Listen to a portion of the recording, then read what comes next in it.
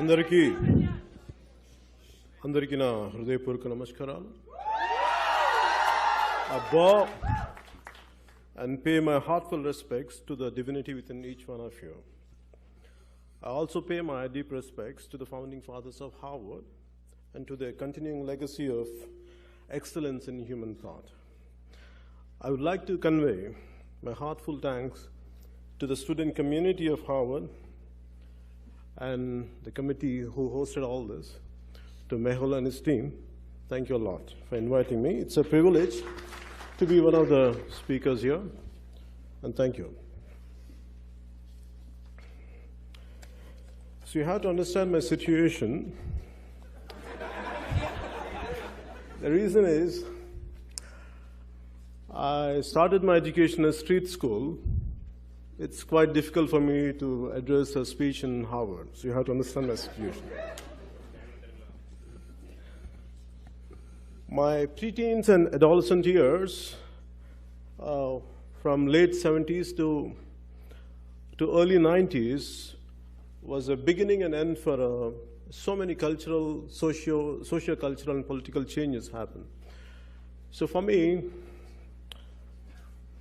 as a kid, I was coming from a very small, lower middle class family. My father started his life as a police constable, and my mother being a housewife, and we are a family of 5.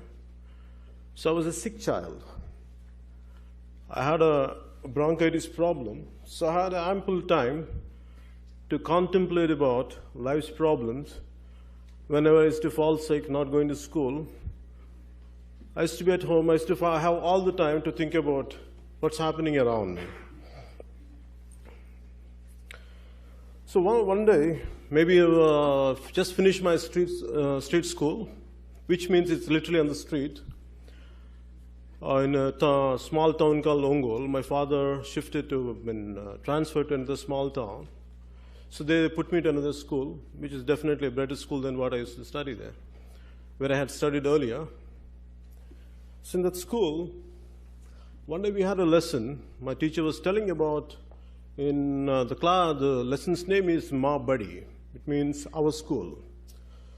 The lesson explains how beautiful our school is and what kind of school it is. And we have such beautiful trees, we have a huge playground, and we have a lot of things to play. We have a beautiful library, we have this kind of books. So it goes on. And suddenly my teacher turned because I said something to my friend and everyone were giggling. And he said, Kalyan, get up. I said, what were you saying? And I said, I had a doubt, and I was sharing with this guy. I said, what is it? I said, our school doesn't have a playground, and we don't have books, and we don't have any trees. And for me, what the teacher did, she told me to get up, and she gave me the beating of my life. Till now, I could never forget that. Because for me, the first time I realized in my life what had been written in the books, what had been said in spoken word, and the reality are two different things. So for me, that has become a lifetime obsession to see the gap between what has been said and what has been done. That has become a lifetime obsession. So till now, my obsession is, even in the political manifesto, it's still not manifest. What they promise and what they deliver are two different things. So for that reason, it has become such an obsession to me. I lost my focus in my education. Constantly I used to see issues everywhere, problems everywhere. So successfully, I failed in my exams. True. I successfully failed in my exams, so I could not continue my education. So I had to stop. So the reason was, I was so stressed out, and everyone, all my friends were going to in universities in America, and they were doing good things. And here I've been failing. I failed in 10th grade, I failed in 11th grade, I failed in 12th grade. I was consistently, I was failing. I went into some kind of depression, and I wanted to commit suicide. Because for me, it was such a painful situation. Here, I could see pain and problems everywhere, and my focus is not on the education, on the social ills. So I thought of committing suicide. My brother, I think most of you know that my brother is also an actor. And he had a licensed pistol. Yeah.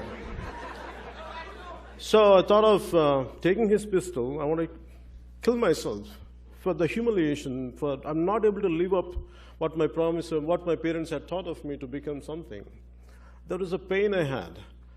So luckily I said to one of my family members, and they hold me somewhere, they counseled me, and somehow I could not go ahead with that. And later I had given up my education, and somehow I started doing whatever I could do. Maybe I was experimenting with my life after that. I went into a different kind of education. I did my computers, and I went into yoga. I did a lot of martial arts and everything. I was continuing like that. For me, as we all know that,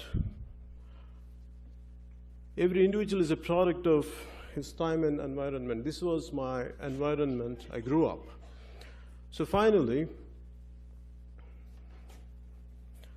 what annoyed me or what irritated me was to come into politics after being an actor.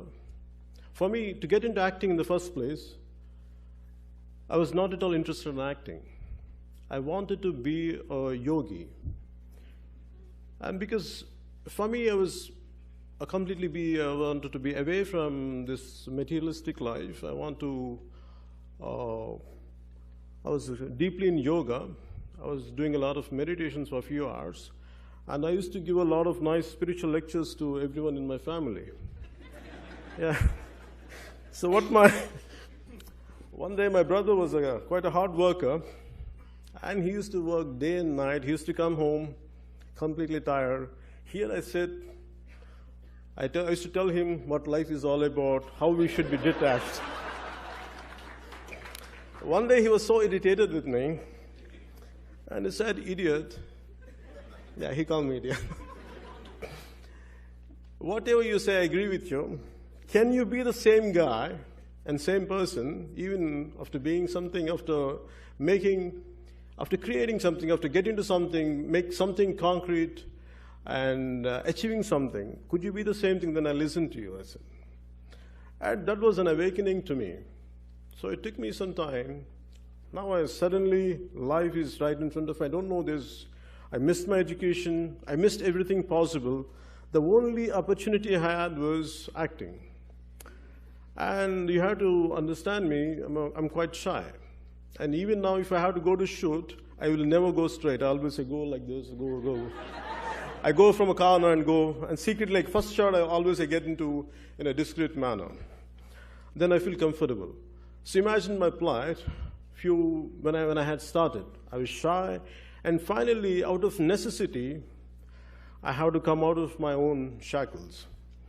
So what I did, finally after becoming an actor, what my whole passion was, all through my childhood, I was studying society. I was studying things around me. At one point of time in my childhood, because before I was consistently, the reasons why I was failing was, I could see a lot of issues, a lot of injustice happening around me. I wanted to get into some kind of extremist outfits like Naxalites and all. My brother was very worried about my future. He doesn't know how to control me. He thought if I would buy him a gun, maybe he will confine himself not to go into this. ఇలాంటి మరిన్ని Telugu topics గురించి తెలుసుకోవాలంటే మా Telugu trends channel కి subscribe చేయండి.